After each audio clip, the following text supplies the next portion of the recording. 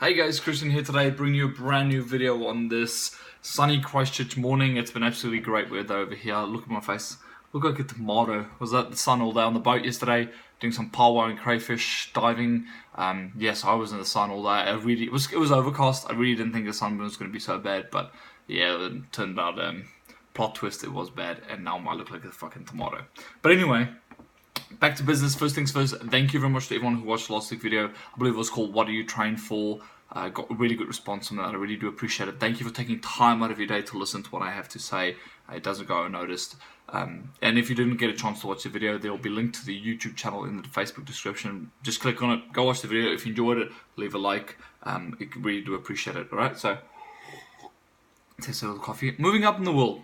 Got the coffee in the glass or crystal thing, whatever. Erin gave it to me. It's just, I'm moving up, going places. Not sure where, but places. Alright, so getting into today's topic, can your coach, right? This is but I've been a bit hesitant about making this video because I don't want to target anyone. Like I say, I want to support the space I operate in, but this is something that's just become so prevalent to myself, so prevalent to Kip, and any coach I've recently been talking to who's worth his salt would agree with me on this. So I decided, well, fuck it. Let's go. By virtue of my nationality, of course, I'm going to bloody make the video. So, talk about can your coach.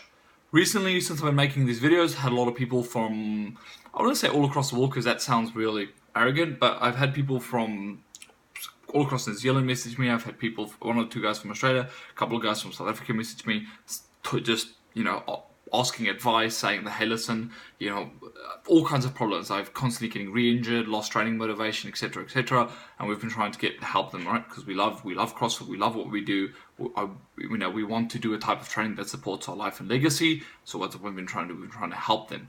And I've been noticing a pattern. A lot of these guys contact me. They've been doing CrossFit for 1, 2, 3 years. They said to me, man, I can't walk without warming up my knees, my back. I'm getting re-injured. If it's not my shoulder, it's my hip. It's not my hip, it's my knees. And then there's this and that. It's like an injury list that fills up a scroll. And the problem is they keep getting re-injured, right? And the first thing I do is I send them, hey, listen, send me a video of your squat. Send me a video of your deadlift. Send me a video of your press. I don't need to see anything else. I just need to see that first, and then we'll go from there. And then they send me the first, surely enough, the first thing I look at is, let's say, front squat or back squat video, and it's just, okay, cool. This is no wonder everything feels horrible. So, address a couple of things, really, really simple things. I just fix them, boom, boom, boom. And they message me back and say, oh my god, this is amazing, my knees don't hurt anymore. I feel all these different muscles working. Well, when they send me a video, it looks a lot better.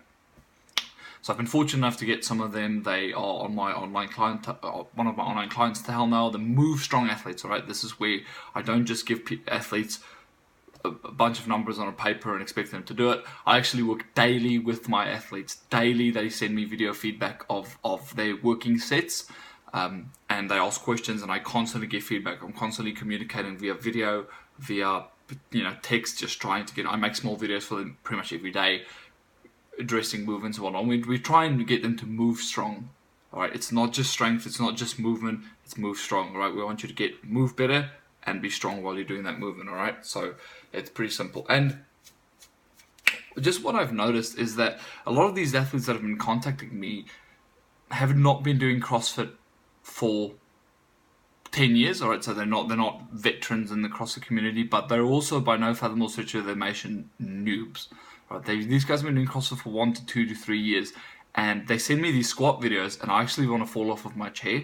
I'm like, I cannot believe that this has gone on. And then you look at these people don't train out of their garage, right? So these guys pay $250 or whatever, or $200. I don't know what everyone else everywhere charges.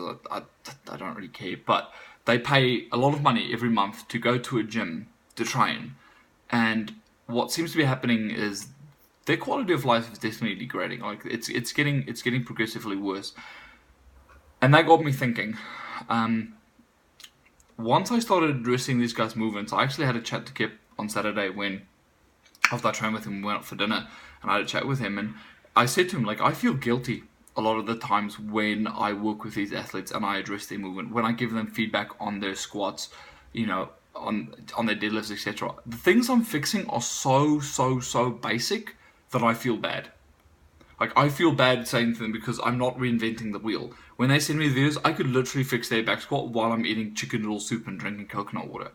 And it makes me feel real bad because these guys end up, most of them end up as one of the Move Strong athletes, and I charge them money and etc. etc. Like, given there's a lot of value that comes with it, like there's a lot of time that goes into the programming, and there's a lot of time that I work with an coach athlete relationship. But the things that I'm addressing to them, it's really, really, really, they're so rudimentary, they're so fundamental, they're so basic that it got me wondering, what the fuck have these guys been doing at their normal gym? Like, what have these people been coached? How I would question myself as a coach, not a trainer. I would question myself as a coach, as a strength and conditioning coach, if my athletes were constantly getting re-injured, if my athletes were constantly seeking external, guidance or knowledge, because I can't provide it. That's what I would think. Like, I've no problem. Go learn. Like, if you're an athlete that's passionate about learning different training methodologies and different ways to skin a cat, that's fine. Like, I tell my athletes, hey, listen, learn as much as you can. Whether they choose to do it or not, that's their problem. It's not my circus, not my monkeys. But if my athletes were constantly getting re-injured and they had to seek a different coach to get it resolved because I can't provide it, and it didn't just happen to 1, 2, but 5, 10 of my athletes, I would definitely question my methodology. I would definitely question what I do as a coach. So I just want to let you guys understand that I'm neither Kip nor myself ever try and get anyone to believe something. We never try and push. I don't want you to believe a certain thing. I'm not trying to let you follow a cult. Anything like that. I want you to think for yourself. All right, that's what we're trying to do. Ask yourself this question: if you're spending 200, 250, how much ever you spend a month at your CrossFit gym, and you don't notice improvement, all right, you're struggling with re-injury, you're constantly getting re-injured, all right, you're losing training motivation, you feel uncomfortable during basic movements, you need to reevaluate the type of people you're surrounding yourself with, the type of environment that you're surrounding yourself with. And I get that a lot of these guys have good relationships with their coaches, but here's the thing, guys: nice guys don't fix knees. That's the ugly truth. Nice guys don't fix your squat. Okay, if a coach says something like, if you go to a coach and say, man, I really have my knee, my knee is really, really rough. It's acting up. I'm in constant pain. And he says something to you like, do you want to go off this program and do weightlifting for a while? You need to reevaluate the type of advice you're taking, because it's fundamentally flawed. Or go and stretch. That's my fucking favorite one. Go and stretch. I feel really like this is not feeling comfortable, or I keep getting re-injured because when I do basketball. Go and stretch. Go and do ROM WOD. Go and do mobility. What? Oh my god! It drives me insane, man. This is what happens. This is a psychology. Athletes do a movement. Let's say I'm going to use space to do a back squat. For some, the back squat movement is much less than optimal. They just hurt their knees or the hips or the back or something. The back constantly gets tight during a back squat. They go see a physio. They take time off squatting. They take 8 weeks off squatting. They go see a physio. Physio does e-stim and hot wax and fucking acupuncture and cupping and all kinds of shit. Bills them for it, charge them a lot of money for it. They come back and they mend it. You took 8 weeks off something, of course you're going to be fucking mended. Anyway, they mend it. They go back to and go, oh, coach, welcome you back. Oh, let's go back squat. They back squatted exactly the same way they did. They were injured, they re-injured themselves, and this is a sick, vicious cycle. What you need to understand that if an injury is movement induced, it can typically be reversed by addressing that movement. So if you injured yourself doing a back squat, or you feel uncomfortable doing a back squat, I can alleviate that problem and mend that injury by addressing the movement. Right? Taking time off and just mending yourself, going back and doing that movement exactly like that again, of course you're gonna get re-injured. Of course, it's how it works. So if your coach isn't constantly actively addressing your movement every single session, then you definitely need to reevaluate the quality of coaching that you're receiving. I mean, like I said, nice guys don't fix knees. Nice guys don't fix backs. All right, sound, solid advice fixes. Cheerleading, clapping, constantly, you're doing so well. If you were doing so well, you'd win the CrossFit Games. That's the ugly truth. I mean, if that hurts your feelings, well, then get harder feelings. it infuriates me. It really, really does. Like, obviously, I want to support the space that I operate in. I always want to help as many people as we can, because at the end of the day, if you're constantly injured, your friends ask you, "Hey man, what's it? Oh, I did CrossFit. I'm injured." What the fuck? They aren't going to want to come and do CrossFit. I mean, but if you're getting fitter, stronger, healthier, and you're saying, "Man, I feel fit and strong and healthy," and people ask you, "How do you get so fit and strong?" "I do CrossFit." "Oh, cool. I want to try that." And you're supporting the space we operate in, right? So at the end of the day, every single one of my members, every single person I interact with is an advertisement, all right? They are, I want to say advertisement, but they're an extension of the environment that I create. And, I want that to support the space that I operate in. So I also get quite a few people that, critique the over-application of specificity. And they say that, because we squat pretty often. Like, my athletes do very basic exercises quite often. Because CrossFit is so varied in everything, I try to get my athletes to do the basics extremely well, and then it's like a pyramid. I get them to do the basics well, and then we build from there, etc., etc., etc. Because if you can't do a basic barbell exercise like a barbell back squat and a front squat effectively, I mean, your wall balls, you're running your kettlebell swings, etc., etc., they're going to suffer accordingly. Right, you got to do the basics first. They argue against me. They say the over application of specificity, and they do the whole John Bros said, if you want to get better at something, squat every day. They say, well, listen, if I had a month, my family is going to be captured, and if my family, John Bros did the whole thing. Your family's about to die. If you have 1 month to squat 300 kilos, what are you going to do? You're going to squat every day. Well, I mean, that's all good and well, but in the reality of the world, we're not confined by the idea that we only have today or this week, this month, or this quadrennial to get better at something. All right, we have months, years, decades to potentially improve our well-being. We have all this time to improve our strength. We have all this time to improve our movement. And you need to ask yourself, is what I'm doing today helping me improve my quality of life? Because the reality of the matter is, none of us are getting paid to do CrossFit.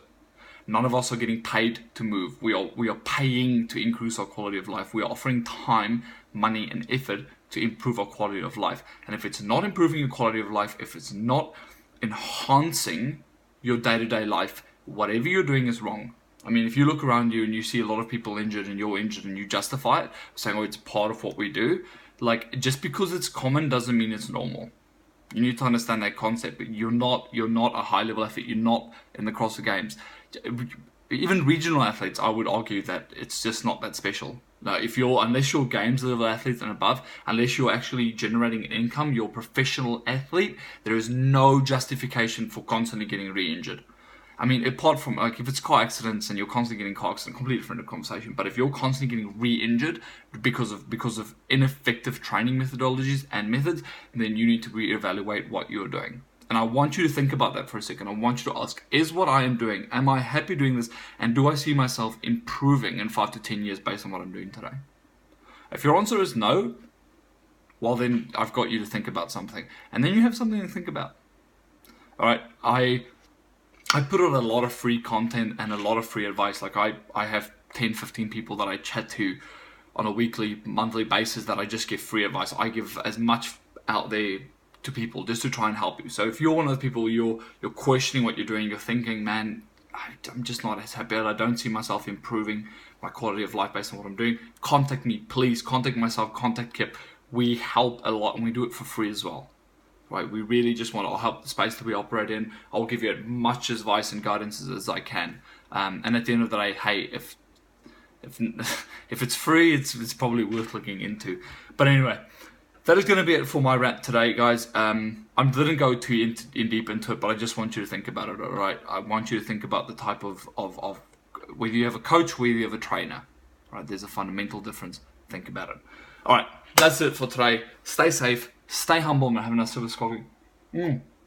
Don't take life too seriously. And remember, strength is never a weakness. Alright guys, cheers.